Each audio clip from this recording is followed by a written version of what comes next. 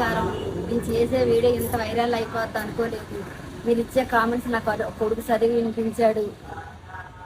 చాలా ఆనందంగా ఉంది. అందరికీ నా ధన్యవాదాలు.